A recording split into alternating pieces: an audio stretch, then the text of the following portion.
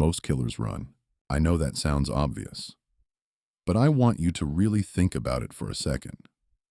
When someone commits a violent crime, when they have done something that they know they cannot undo, something that will bring police and investigators and the full machinery of the justice system down on them, the overwhelming, almost universal response is to leave, to put distance between themselves and what they did, to run or drive or disappear into the night before anyone knows what happened. It is one of the most consistent behaviors in the entire history of violent crime. The flight instinct. Investigators expect it. They plan for it. The first hours after a murder are often spent trying to reconstruct where someone went. And so, when I tell you what the person who killed the Miyazawa family did on the night of December 30th, 2000, I need you to hold what I just told you in your mind. Because what this person did is the opposite of everything I just described. He did not run. After killing every member of a family of 4 inside their home in Tokyo, this person stayed. He moved through the house. He ate food from the refrigerator. He used the bathroom. He sat at the family's computer. He rested. And then, at some point before the morning, before the grandmother next door came to check on her daughter and grandchildren, and found what no grandmother should ever find, he left. He walked out of that house and into the world. And 25 years later, nobody knows who he is. Stay with me, because this story deserves to be told properly. The Miyazawa family lived in the Kamisoshigaya neighborhood of Setagaya Ward, one of Tokyo's quieter residential districts. Their house sat beside Metropolitan Soshigaya Park, with the Senkawa River to the west. By the end of 2000, the neighborhood around them had been mostly cleared for the park's expansion. Only 4 houses remained in that stretch, including theirs. It was, by every account, a peaceful place to raise a family. And they were, by every account, a family worth knowing. Mikio Miyazawa was 44 years old. He worked as a corporate professional, the kind of steady, organized person that Japanese working life tends to produce and reward. But the details I keep coming back to when I research Mikio are not the professional ones. He loved animation. He had been involved in puppet theater and theatrical performances when he was younger. There is something in that detail.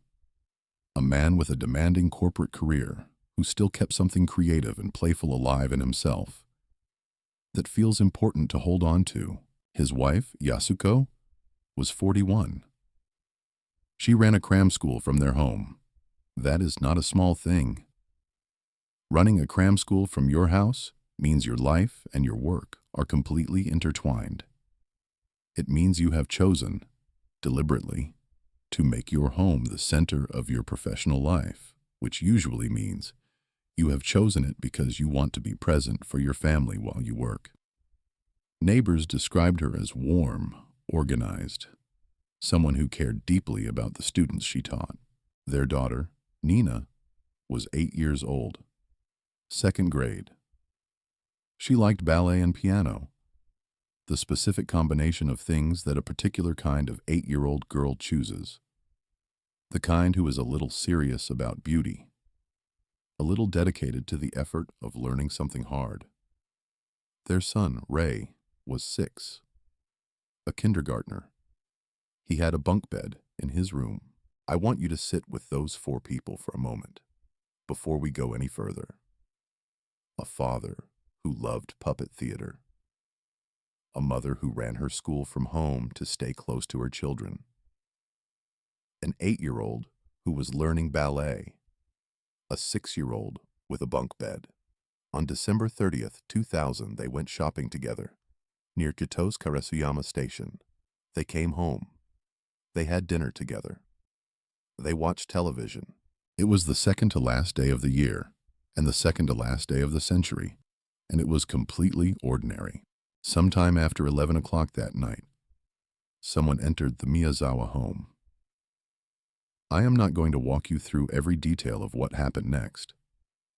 I don't think that serves the family, and I don't think it serves you. What I will tell you is what the investigation established, and what the evidence showed, and what the people who worked this case for years have said about it. Investigators believe Ray was attacked first. He was 6 years old. He was on his bunk bed. He was strangled. Mikio was attacked on the upper floor. During the attack, the perpetrator's knife broke. The blade was left in Mikio's head. The killer went to the family's kitchen and took a knife from there to continue. Yasuko and Niina were killed in the same area of the house. When investigators found them, Yasuko's body was covering her daughter's. I have thought about that detail more than almost any other in this case. A mother, in the final moments of her life, putting herself between her child and what was coming. It did not save Nina, but it tells you everything about who Yasuko Miyazawa was. And then the killing stopped. And the person who had just done all of this, instead of running, instead of leaving, instead of putting as much distance as possible between himself and that house, stayed. He ate food. He used the computer. He used the bathroom. He left items from his own belongings scattered through the house. He was there for hours, possibly until close to dawn. At approximately 10:40 on the morning of December 31st, New Year's Eve, Haruko, Yasuko's mother, who lived next door, came to check on her family. She found them. I am not going to describe what she found. I am going to tell you that Haruko has been living next door to that silence ever since, and that is enough. Here is where this case becomes something that investigators have described consistently across 25 years as unlike almost anything else in Japanese criminal history.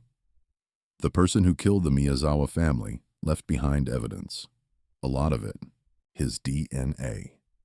A full genetic profile, extracted from his blood. He had injured himself during the attack, and his blood was separate and distinct from the victim's. Fingerprints across multiple surfaces in the house. Clothing items, including specific pieces that allowed investigators to build a detailed picture of his style and background. A backpack containing personal belongings. Shoe prints from a specific brand. Food traces from what he ate. Computer usage records from the family's machine. Items consistent with an interest in skateboarding. Over 280,000 police officers have worked on this case. That is not a typo. 280,000, making it one of the largest criminal investigations in Japanese history. From all of this evidence, the Tokyo Metropolitan Police built a profile. Male. Late teens to mid-20s as of December 2000, which means he is now in his 40s. Mixed racial heritage. Investigators concluded his background was likely a combination of Eastern Asian and Southern European, possibly connected to the American military presence in Japan, based on specific items found at the scene. Blood type A. And here is the detail about his behavior after the murders that forensic psychologists have returned to again and again. The combination of extreme violence followed by extended calm, eating, resting, using a computer in a house full of the people he had just killed, is not a profile that fits any standard category of violent offender neatly. It suggests either a profound psychological disconnection from ordinary human reactions or a confidence so complete that the possibility of being caught simply did not register as real. Either explanation is, in its own way, more disturbing than the crime itself. 280,000 investigators, a DNA profile, fingerprints, clothing, a backpack, and no name. I want to talk about why. Because I think the reason this case remains unsolved is not just about one killer being exceptionally careful or exceptionally lucky. It is about something structural, something that was true about Japan in 2000 and, in some ways, remains true today. Japan does not have a national DNA database in the way that many other developed countries do. The collection and storage of DNA from criminal suspects, from convicted offenders, from people connected to investigations. These are governed by laws that are among the most restrictive of any developed nation. The reasons for this are not sinister. Japan has a serious, documented history of wrongful convictions that grew partly from the coercive collection of evidence, and the legal protections around forensic data reflect a genuine attempt to prevent those abuses from recurring. But the consequence, in this specific case, is devastating. The DNA of the person who killed the Miyazawa family has been in investigators' hands since December 31st, 2000, 25 years. And the absence of a database that could match it to a name has meant that every one of those 280,000 officers was essentially working in the dark, with a key in their hand and no lock to put it in. In December 2025, on the 25th anniversary of the murders, Tokyo Metropolitan Police announced renewed hope. New DNA analysis methods. Advances that did not exist in 2000 or even in 2010 are being applied to the evidence. Superintendent Yoshimasa Kujirai stated publicly that although memories fade with time, the evidence connected directly to the perpetrator remains. The investigation continues. Parties connected to the case gathered at the site of the Miyazawa home that December. The house itself was demolished years ago, but the people who loved that family still come back, still gather, still wait. The statute of limitations for murder does not apply in Japan. The case will never officially close. If a name is found tomorrow, a prosecution can still follow. Open, but not answered. I keep coming back to something that I cannot quite resolve. The person who killed the Miyazawa family, whoever he is, wherever he is right now, was in his late teens or 20s on December 30th, 2000. He is in his 40s now. He has lived 25 years with what he did in that house. He has had a life, or something that looks like one from the outside. While Mikio and Yasuko and Niina and Rei have had nothing. He knows their names. He was in their home. He ate their food. He sat at their computer. And Haruko, who found them on a New Year's morning, has been living next door to that silence for 25 years, waiting for an answer that has not come. The evidence exists. The DNA exists. The fingerprints exist. The profile exists. Somewhere in the world, there is a person in his 40s who has type A blood and an interest in skateboarding, and a history he has never told anyone. The law says the case is still open. The law says it will always be open. But I want to ask you something before I finish. Not about the investigation. Not about the DNA database laws, or the forensic timeline, or what new technology might finally break the case.